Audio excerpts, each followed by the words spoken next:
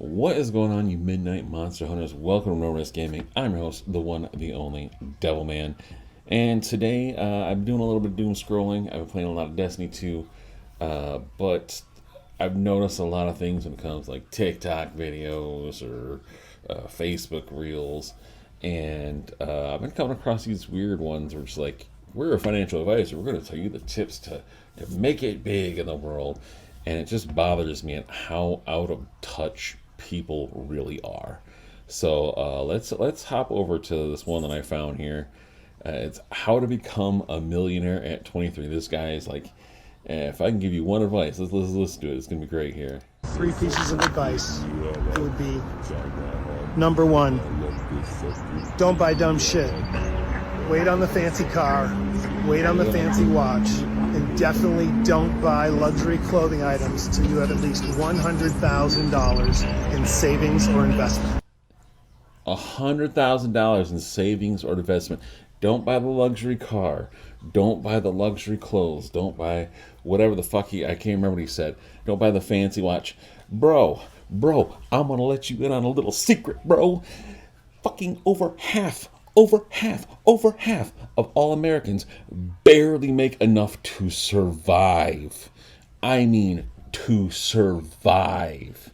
Right now in America, there's like 340 million people, give or take.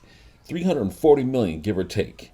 And right now, three people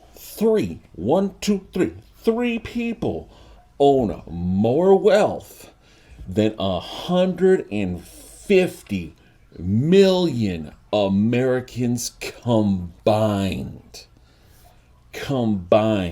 Motherfucker, I'm making goddamn, holy shit, I'm working at a motherfucking Walmart, making 20 goddamn dollars an hour. Almost 20. Not quite 20. Almost 20 goddamn dollars an hour. I can't fucking afford to live in this house that I'm living in right now. I have to find a place to move because rent is going up. I can't afford to save because I'm bringing home $4,000 a month. $4,000 a month. No, I'm not even bringing home that. $20 an hour. That's $1,000 a paycheck every 2 weeks.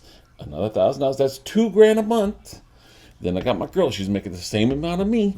$2,000 a month. That's $4,000 combined in a household. My rent, $1,500. $1,500. Almost half of our earned wages go to rent. Period. Okay. Well, what else do we need to pay off? Well, let's see. We need to have electricity. Holy fuck. Electricity, heat, natural gas. Holy hell. Holy hell. My gas bill, my electric bill, my Vista bill. Holy hell. $260 a month. $260 a month. Holy shit. Okay, I got that. Well, I need internet. I need to be able to listen to some music, just down. I need to stay in touch with communication with people. That's another $100 right there. I got a phone. You got to be able to make calls. Got kids and stuff. They got to be able to call me at work and be like, "Hey, your kid's sick. Come get him." Another $100 goddamn dollars a month. Whoo, we there. We at like 2,000 now. Okay, well, we need a drive. Well, we need to get stuff done. We need to be able to go to work. Let's see. So we got to have insurance. Ooh, that's like $200 a month. And we got to have what else? We got to have gas. Ooh, that's maybe like $100, $200 a month again. The way gas prices is. That's not even accounting for food. We need to eat. And as much as we try not to eat to spend that money, because that's where we can cut out, go hungry, things like that, we're still looking at $100 to $200 a week. So rush that in there, maybe average it out about $500 a month. $500 a month, man. We're down to $1,000 now. Not even $1,000. I'm not even doing the math in my head. We are poor. We can't save up a deposit for a house. We can't save up for a deposit for fucking rentals. I can't pay any student loans. I haven't paid student loans in damn near 20 years because I have not had an income that would support paying off any type of student loan at the same time as existing. Yeah, just existing. Just having a roof over your head, clothes.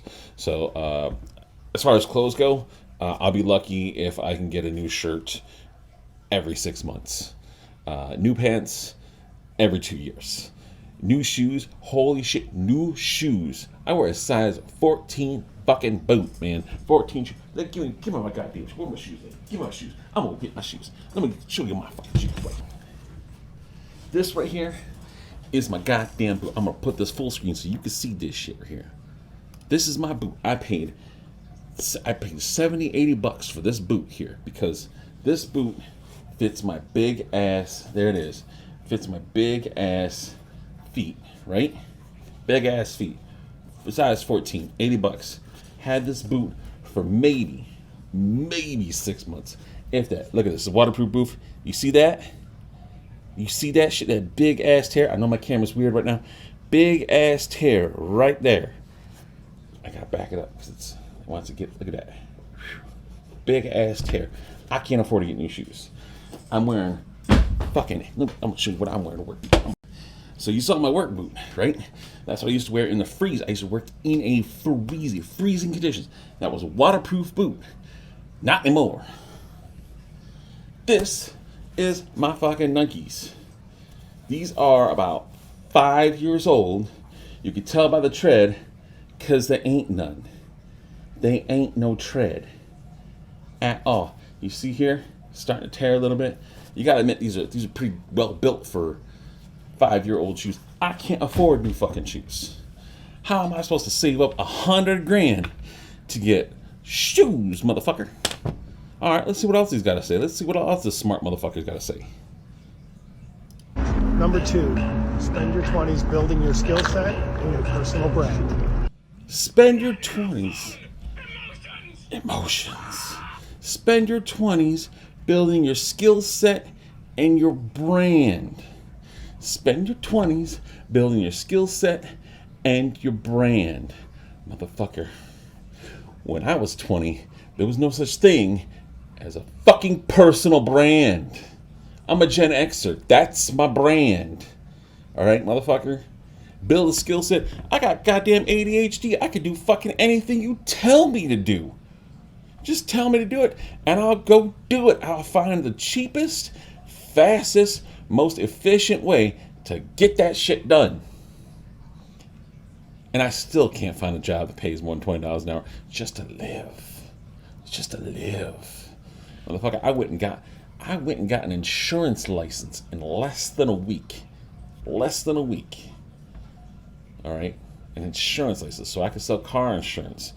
3 years ago, my boss, I was working customer service. He said, hey, if you want a raise, if you want to get any sort of promotion, you need to get your insurance license so you can get into sales. I was like, let's do that shit. He was like, here you go. Here's the website. Here's the book. Got the book. Within the week, and had online courses and everything. I put that shit on 1.5 times speed, 2 times speed, just so I could listen to this slow motherfucker talk. Got my license and finished all the courses in less than a week, of course. I got to schedule out tests and everything. But in less than a week, I learned how insurance works. I got my property casualty license. Not a problem. I did the same thing for life and disability. Same thing. Less than a week. Bam. Got it downloaded in my brain. Went and got my license. Now, nothing ever came of it because, well, sales is kind of a tricky job. Sometimes you win, sometimes you lose, and sometimes your company doesn't want to invest in, actual customers. That's another story. So let's see what else this motherfucker has to say, because he has I guarantee you, this motherfucker right here, this guy right here, I guarantee you he came from wealth. Look at that white motherfucker. Look at that white motherfucker right there. Look at that. Look at that white blood. He is a boomer if I've ever seen it. This motherfucker right here, he is a part of generational wealth. Let's see what else he's got to say. Because that will be paramount to success later and make your life a lot easier. Absolutely. And number 3, if you're going to buy your first piece of real estate, don't make it a personal. If you're gonna buy Buy a your duplex Never. or a quadplex and let the tenants of pay your real mortgage. estate, You Exactly. get the capital appreciation, and you win in the long run. Look the money game. you're gonna Plan is buy laid your out. first piece Now let's of go. real estate, motherfucker, we can't even buy a motherfucking house to live in. We can't even buy a motherfucking trailer. $20 an hour. I can't even afford a trailer to live in. Are you fucking telling me it's like, oh yeah, you should buy real estate, but you should buy a fucking duplex or something? You're not gonna live in it. You're just gonna have tenants to pay the fucking shit for you. What the fuck is the point? Oh well, then you could just charge. You know, they're gonna pay your mortgage, and they could charge a little bit, so you get a little bit of the passive income. Yeah, that'd be awesome and shit. But I can't even afford a place to fucking live. Now you're gonna tell me I gotta go buy a fucking. I gotta somehow convince a bank to give me a zero money down loan so I can buy a property for other people to live in? Are you out of your fucking mind? Holy shit. And it's shit like this that bothers me every goddamn week. Insane. Bothers the shit out of me. Let's see if I can find another video here that's going to bother the shit out of me. Alright, I found another video. Again, it's in your face. It tells you exactly what the fuck is wrong with this world right now, and it's the unadulterated greed. Listen to this. 3 people who quit because they said they were burnt out. Look at this look on this motherfucker's face. He has no idea what burnout is because he's had everything fucking handed to him. He's had rich mommies and daddies who pretty much helped him when he was in his time of need. I don't even know who this motherfucker. I have no clue who this motherfucker is. He's like, burnt out? What do you mean burnt out? Your job ain't that fucking hard. You burn out? I work my ass off sitting in my luxury fucking corner office fucking telling people what to fucking do and not lifting a finger. You know, I fucking play video game. I play Tetris and shit. I'm not gonna be... Fuck you. You have no idea what the fuck burnout is. And then this nice little lady comes And in. I was like, Yeah, Until companies take burnout seriously, they're going to continue to experience high turnover. Let's break down the 4 reasons why. 1, not paying your employees a living wage. If you're Yeah, not paying your employees a living wage. That's the fastest way to burnout right there. I'm not getting paid a living wage at all. At fucking all. Not even close to a living wage. And what am I doing? I'm burnt the fuck out. There's days I just regret going to work. You get irritable when you're busting your ass and you're like, fuck, how am I supposed to make this bill? Fuck, I gotta sit there and figure out what I'm gonna do here, what I'm gonna do there. When you're stressing so much over money, you bring that to work with you because that's where you make your money. You have no choice. That's where you make your money. So let's see what else she's got to say. laughing with an audience about how your employees might need a side hustle to get by, That is a you problem. That's a company problem. If you're saying, oh well, we pay a lot, but you know, not the way you should be paid, motherfucker. I got a raise this year. I don't even know if I got a raise. I gotta check this. But the raise was reported to be 2%. 2%. Dose. I did the math. At $18 an hour, 2% equals 36 cents. 36 cents is the raise.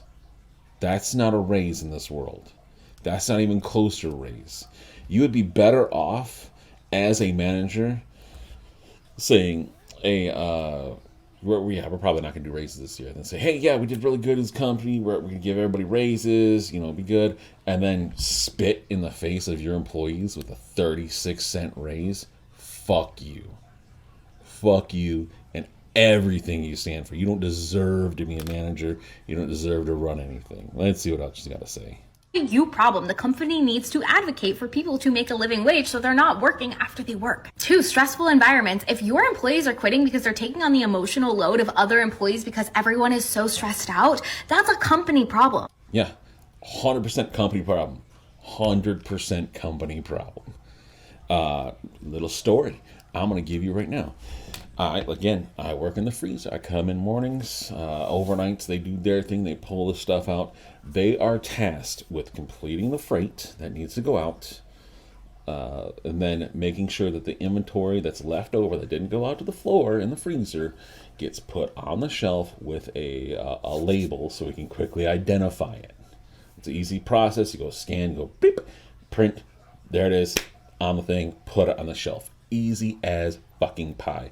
They had 3 to 4 people a day that are supposed to be in that spot working this product, working the freight and doing this job. They could not do it. I would like to rephrase that. They would not do it. Would not do it at all. Every day I would come in and they're supposed to leave the freezer because it's a very finite space, completely cleaned, all the freight off the floor, no L carts, just a pallet or two at most. At most, things are supposed to be put away, period. Because when that truck comes in a couple hours, they don't want to cost the truck drivers any money because they don't get paid while they're sitting. They get paid while they're moving. So they need to be able to move those trucks in and out, the freight in and out, in and out, in and out. That's it. Just in. That's it. Every day for a year straight, I would open up that freezer door, go to my boss and be like, hey, boss, you need to come look at this. This is what they're leaving me. So when I can't get my job done, this is why I have to clean up their mess just to get in to the freezer to do my part of the job. That's it. For a year straight, I did this. A year straight, year and a half. And then what happened? One day, finally snapped. They weren't doing what they were told. I left a specific cart for them. Put a sign on it. Both sides. You cannot miss this cart.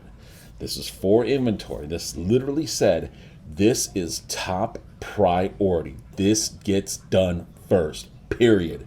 It does not matter what you do afterwards. This gets done first. It was all ice cream, and it all went to the floor. When I left, I knew all that would go to the floor. I knew I didn't have time to put it out. Come in the next day. They are working brand new ice cream freight, so they're not rotating their stock. I go up to them. I go, what are you guys doing? And they're like, oh, we're just working this new freight. And I go into that freezer and I see that cart still sitting there untouched. I came back out there. I told them, why didn't you work that cart? Oh, we were told to just do new freight. No.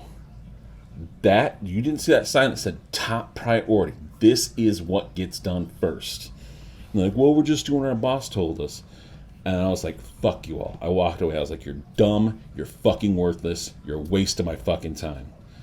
And then I get written out for it. So that stress got turned to their stress, which got turned to more of my stress because they're fucking dumb as shit.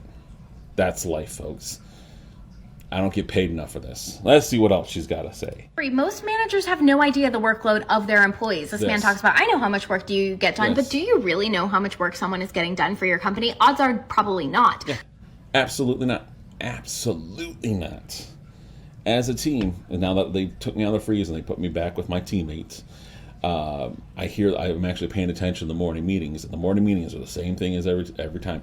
It's like, well, we're supposed to be doing our job, but now we have to go put out a fire over here. We have to go over there and do their fucking job, and do their fucking job, and do their fucking job before we can do our job. And then it starts rolling back to us, and it starts stressing us the fuck out because we can't do our job. So we're the lowest paid, hardest working employees. Make it make sense, motherfuckers. I know when I worked a 9 to 5, they had no idea how much I was working. I was working 14 hours a day on many, many more projects than I should have. And when I asked for help, it had become the expectation that was how much work I should get done, that nobody cared. They actually told me I was being selfish. Exactly. When I was working in the freezer, shit you not, it's easily at least a 2-person job. I would ask my boss every day, it's like, dude, you need to send me somebody. I need help. I cannot do this alone. This will take all day, and I still won't get done. There needs to be at least 2 people working this, or else it won't get done. And I was told, well, technically our team isn't supposed to be in the freezer anyways, so they're not going to send an extra person to you. So you're just going to go in there. That's it. You got to go do what you got to do. Eventually, when they finally kicked me out of the freezer, what do? They wait until overnight leaves. because they don't want to fucking start any more shit with overnights, because overnights apparently sucked the right amount of dick at work. And presto changeo, they send 2 people in there every day from 7 till usually lunchtime, which is about 8:30. They say, just go in there. You're not working anything. You're just pulling stuff off shelves, putting it on the pallets. Other teams will work that. The problem is nobody's working it. So if you go into our Walmart, our freezers are understocked, horribly understocked. When we have the online people who go and pick stuff, they try to exception things out. They don't even go in the freezer anymore. They just say, hey, we don't have it. They literally say, we don't have it. It's not on the shelf. Well, they don't have it, because they literally can't get into the freezer to find out where it's at. It's not their job to stock it, so nobody's gonna do it. Fucking employers, man. You're a business owner who wants to retain great employees. You need to create an environment that feels good for them to be a part of, and that includes taking burnout seriously. Yep. Take burnout seriously, folks. That's it. Anyways, I think this video has gone on long enough. I have no idea how long it is, but we're going to call it good here. I'll do a little snippy, make it pretty. Anyways, guys, if you all like this, please don't forget to like, subscribe, and view content. I'm sure I'll have more video games here soon. Anyways, this is Devilman telling you to get some rest out there. You know I won't.